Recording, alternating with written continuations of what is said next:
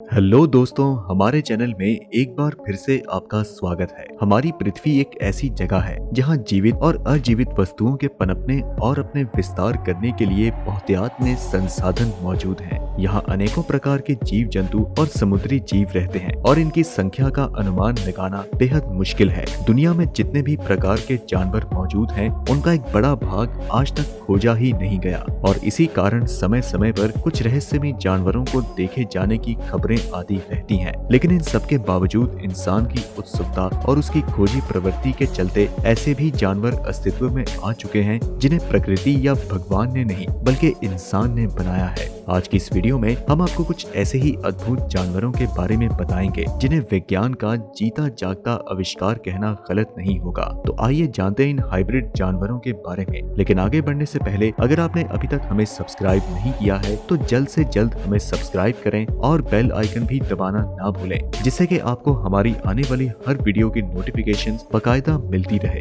कामा एक ऐसा हाइब्रिड जानवर है जिसे कैमल और लामा के डीएनए के मिश्रण से तैयार किया गया है। हालांकि ऊंट और लामा इन दोनों का आकार प्रकार बिल्कुल अलग है, लेकिन इन दोनों के मिश्रण से तैयार ये जानवर वाकई में बेहद दिलचस्प है। इस हाइब्रिड जानवर को सबसे पहले 14 जनवरी 1998 को दुबई में तैयार किया गया था, जिसका मूल मकसद लामा की एक ऐसी प्रजाति को विकसित करना था जिससे कि और भी अधिक मात्रा में ऊन प्राप्त किया जा सके। आर्टिफिशियल इंसेमिनेशन से तैयार ये जीव अपनी प्रजाति को आगे बढ़ाने में सक्षम है, क्योंकि ऊंट और लामा के मिश्रण होने के बावजूद ये जीव मदर लामा के साथ मेटिंग करने को खासा उत्सुक पाया गया था। नर शेर और मादा बाघ के डीएनए के मिश्रण से तैयार किया गया ये जीव दुनिया में बिल्लियों की प्रजातियों में सबसे बड़ी बिल्ली है, जिसका वजन 400 किलो तक हो सकता है। इस प्रजाति की सबसे बड़ी बिल्ली का नाम है हरक्यूलस, जिसका वजन 410 किलो है। लाइगर नाम की इस प्रजाति को संरक्षण में रखा गया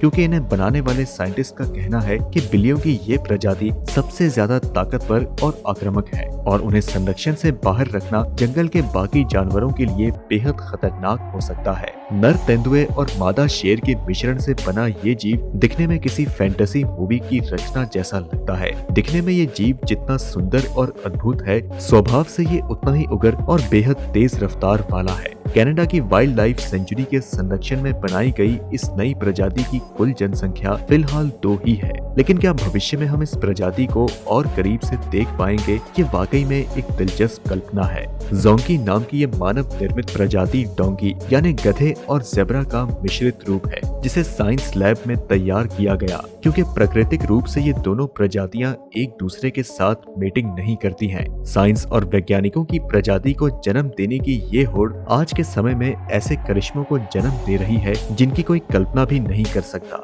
हमारी आज की वीडियो में बताए गए सभी जानवरों में से ये एकमात्र ऐसी प्रजाति है जो कि बहुत अधिक मात्रा में पाई जाती है। ये एक विशेष दुधारू गाय और मेल याक से सबसे पहले साइंस लैब में बनाई गई थी, लेकिन इस प्रजाति के मद्देनजर इसका पालन पड़ गया और अब ये फलती फूलती प्रजाति है। इस प्रजाति की विशेषता ये है कि ये बेहद अधिक मात्रा में दूध देती है और उनके विशालकाय आकार के कारण इनसे अधिक मात्रा में मांस भी प्राप्त किया जाता है। आर्टिफिशियल इंसेमिनेशन द्वारा अलग अलग जानवरों की नई प्रजाति को विकसित करना कितना सही है या कितना गलत है, ये तो वक्त ही बताएगा, लेकिन भविष्य में इन्हें करीब से देखना काफी रोचक होगा।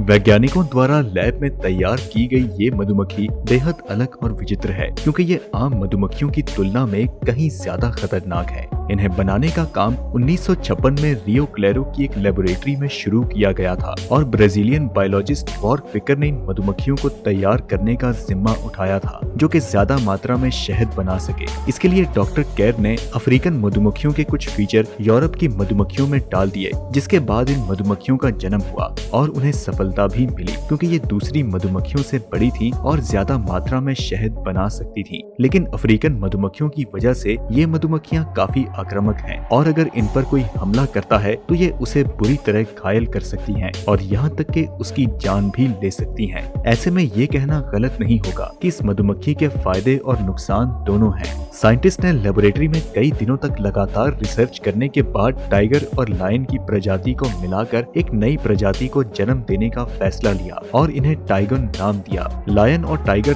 दोनों ही पृथ्वी पर 7 मिलियन साल से रहते हैं, जिस वजह से इन दोनों जीवों को मिला मिलाकर एक नए जीव को तैयार करना संभव था। अभी आप टाइगर नाम की इस प्रजाति को केवल जू में ही देख सकते हैं, क्योंकि जंगल में लायन और टाइगर का मेटिंग करना संभव नहीं है। इसके शरीर पर टाइगर की तरह काली पट्टियां हैं और आकार शेर जैसा है। इसका वजन 160 किलो तक हो सकता है, लेकिन टाइगर प्रजाति की मादा नर के मुकाबले में ज्यादा ताकतवर है। दोस्तों, ये है बिफेलो, जिसे वैज्ञानिकों ने पालतू गाय और अमेरिकन वाइल्ड बफेलो की जीन्स द्वारा आर्टिफिशियल इंसेमिनेशन तकनीक द्वारा तैयार किया था। इस प्रजाति को जन्म देने वाला पहला इंसान चार्ल्स गुडनाइट था, जब उसने 1886 में हजारों भैंसों को ठंड की वजह से मरते हुए देखा था। इसलिए वो कुछ ऐसा करना चाहता था जिससे ये जानवर ठंड में भी जी सकें, और इस आइडिया ने बिफेलो नाम की इस नई प्रजाति को जन्म दिया। ये जानवर हर मौसम की मार को झेल सकते हैं और बिना किसी स्पेशल केयर के खुद ही भोजन ढूंढ सकते हैं, और आज अमेरिका के सभी 50 राज्यों में इन्हें देखा जा सकता है। इस जानवर के फ्लफी बालों की वजह से इसे आयरन एज पिग नाम दिया गया है, और इस प्रजाति के सुअर को बनाने के पीछे कोई खास कारण नहीं था। इस नई प्रजाति को जंगली सुअर और पालतू सुअर की क्रॉस ब्रीडिंग से तैयार किया गया है, जिसने एक नई प्रजाति को जन्म दिया, और इसका नाम है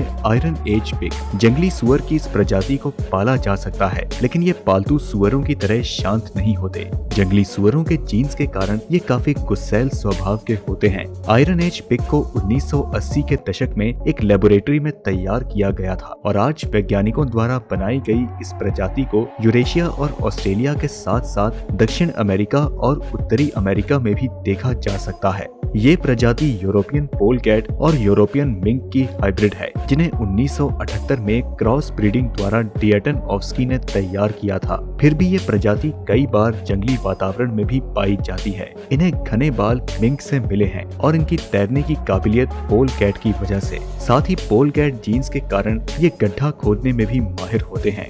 ये जीव भालू की 2 प्रजाति पोलर बियर और ग्रिजली बियर के मेल से बने हैं। दुनिया भर के शोधकर्ताओं को ऐसे कई भालू दिख चुके हैं। आमतौर पर माँ पोलर बियर होती है और पिता ग्रिजली बियर होता है, और हाइब्रिड की त्वचा हल्के रंग की लेकिन पैर गहरे भूरे रंग के होते हैं। ये हाइब्रिड भालू प्रजनन करने में सक्षम होते हैं। दोस्तों, वैज्ञानिक अक्सर नए नए प्रयोग करते रहते हैं। जानवरों की नई ब्रीड तैयार करने के इस एक्सपेरिमेंट में चीन ने 2 अनोखे बच्चे पैदा किए हैं, जिन्हें सुअर और बंदर को मिलाकर तैयार किया गया है। ये नया जीव इतना अनोखा है कि इसे देखकर सभी हैरान रह गए। हालांकि इन अनोखे बच्चों की 1 हफ्ते के अंदर ही मौत हो गई।